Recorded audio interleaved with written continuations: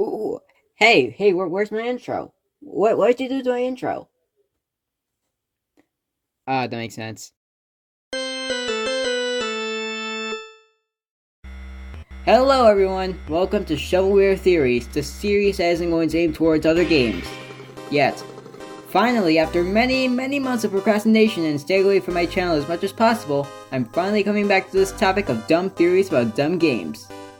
Quick recap of the previous video.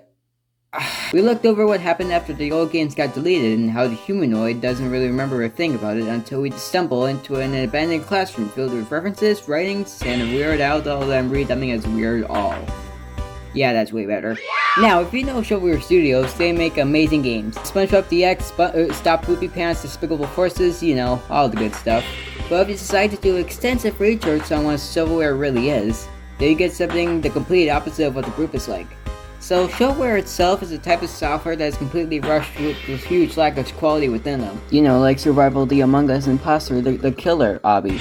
Like I said, Shovelware Studios is nothing like that. That is, if you exclude one of McBanana's most infamous projects. If you're a Shovelware Studios veteran, then you might have heard of a game called Turkey Introspective. A weird and admittedly uncanny museum/open world game where you have to solve a turkey mystery, look at art. Yeah, that's basically it. But what makes the game very interesting is that it stands out from the rest of the games. Rather than it being a polished, well thought out hobby, this game ignores those guidelines. If I'm gonna be honest, I completely forgot what mystery I was supposed to solve. By the way, rest in spaghetti. Okay, enough about that game for now. Let's talk about something very interesting. If you look back at all the Shovelware Studios' past projects in the present day, yeah, they're all goners. For now, at least. Yeah, skip the minions, disco to get rich, save the name of the queen, you figure out the rest. They all got taken down for their use of copyrighted characters, sounds, well, you know about Roblox accepting the sound, right? But the weird thing is that there are still some games intact, with some of them still being playable. Despicable Forces got taken down, but now it's being handled by a group called Despicable Boost. The main reason it was moved because it was too big to copyright wipe by itself, and I can't blame them for that one. Remember last episode when I told you about Shovelware North? That group is the owner of War and Bridge Mix, now simply called Christian Tycoon to avoid copyright. I'm sorry? That game also got taken down? Oh, so you, oh. Okay, I guess that makes sense. I think if you were a big follower of Shovelware and its other groups, you would also remember Rick Battle Blast, but, we don't talk about that one. If you don't know, SpongeBob DX is still reachable, but it's just called Content Deleted, containing no images or badges to its name. Oh yeah, there is also some more online.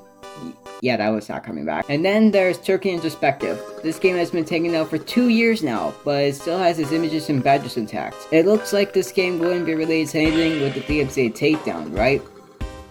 Right? One thing to note, there are certain two individuals that appear in almost every Shovelware game. Whether it's in plain sight, hiding in the shadows, or literally just shown to have a gallery as art, Mr. Krabs and Rick. Mr. Krabs is more commonly seen due to being near the Power of Music a lot. And then there's Rick, who is somehow managing to make cameos inside of the games and getting away with it. And the games therein include Turkey Introspective, with both of them being the main focus of the entire game other than the museum. Now I know what you're thinking. Troy, this is stupid. What the heck are you even talking about? Why does this have anything to do with the turkey game you've been talking about for 3 minutes? Well, to that I say, well, I just don't know. Oh yeah, well, by the way, fan restorations are not gonna be added to the equation. Welcome to the danger zone. Where we literally just start guessing the lore because we have no common sense whatsoever.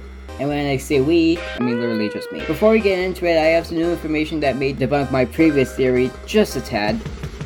I don't even need to say debunk, I just add on to it. If we look up the DMCA by itself, not the DMCA from McBanana, DMCA stands for Digital Millennium Copyright Act. An agent cease and desist references to a cease and desist relating to copyright infringement, which is what McBanana was started to avoid with these new games.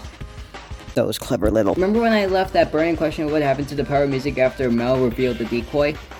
Yeah, I think I have the idea that Mel, along with very few others, are the only ones who know about the dangers of copyright and stuff, along with knowing the funny banana guy. So having this great knowledge, he completely rewrites the code to ruin Gru and the humanoid's plan to get the power, and send them into Mel's space so they can't return to tell the tale. Well, of course, nobody can be that stupid, right?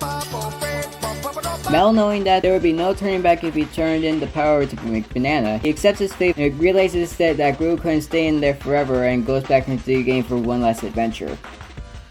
Now that I'm thinking about it, the whole city getting destroyed in despicable forces, I think that's what caused the rookie to get insane in the first place. Now that that's out of the way, I started to wonder what really happened to all the old characters after the DMCA takedown. I tried to make sense of it all, and I came to a, well, pretty scratchy conclusion. Looking back at the DMCA takedown scene from the shrunken school lobby, the takedown was fired at the refrigerator back to its original size, ruining Von Buleg's plans and putting him into DMCA custody. So I couldn't have just deleted everything instantly with just a flick of a switch against Humanoid, which I am now calling the Rookie. So I don't have to twist my tongue every time I pronounce Humanoid. I'm thinking without the power music in a position of power to anyone, the characters were in a state where they couldn't fend for themselves anymore after the takedown fired, and they were basically helpless. That gave the DMCA the perfect opportunity to strike. But they knew that they couldn't kill them, and they are sentient blocks after all. They had to keep them somewhere where they could stay without dying or any suspicion from fans. And that's where Turkey Introspective comes in, McBanana's most forgettable game. Sneaking out of the characters' game, the DMCA brought all of the characters into this hexscape of a game to spend the rest of their days in. Not through the game itself, the files that contain the games, so they don't have to worry about the game having to update and bring some eyes towards it. But then there's Mr. Krabs and Rick. Which brings me to my next problem. Super Slime Simulator. A simulator released a while ago where you go from a tiny little slime to the things you'd see in a modded walkthrough of Minecraft. What am I trying to say about these two? Well, bear with me here. King Slime is Mr. Krabs. Okay, I'm just gonna explain that now. Well, first off, King Slime is the leader of the slimes in the simulator, setting them out to grow big and strong to the point of eating the goddamn baby. Every once in a while, when you eat something specific, there's a chance of King Slime to interrupt your work session to tell you some goofy quotes. Yeah, like that. But there's more to these quotes than meets the eye. There are also some select quotes that are the most simple Easter eggs that you can find, and I love them for that. First up is when you consume a can. What did you do to my drink? Up next is when you get your paycheck. Money, money, money, money. And then there's the spatula. This time it's someone that's already a dead giveaway. So yeah, King Slime is Mr. Krabs. He's royalty, he makes the little ones do all the work, and most importantly, he likes money. Hello. Pretty sure Dogon didn't want to throw any good code, so he decided to use Mr. Krabs' soul by making him use that funny little statue found in Escape Dominion, so where you can quite literally sell your soul to Shovelware. Doesn't really do much other than give you the ability to dash. I'm guessing since we still get to move around completely hobby without any side effects, the con duplicated the soul and used it for King Slime. You know, then threw it back into Introspective. Life on Earth was not meant to be, and we'd all doomed to die in this forsaken, turkey-infested netherworld. Oh yeah, Rick is there as well. So what am I even saying? Am I saying that Turkey Introspective takes place in the future? Well, I'm for sure an idiot, but I think this game really is a cry for help from the future in which the characters of the past now lie among the turkeys and cursed landscape, waiting for somebody, anybody, to rescue them and take revenge against the MCA. And that's where I'm going to end this episode off. Thanks for watching, and yeah, I really need to think of a good outro for this. I'm sorry this series didn't have as much info as the last one had, but it's pretty hard to give out info when you already spread most of it out. Other than that, I really hope you enjoyed that one, and I'm really excited for the next entry of the Shovelware saga, The Big Race. Just be sure to like, subscribe, do all that stuff that appeases the YouTube algorithm, and we'll see you next time. Bye guys!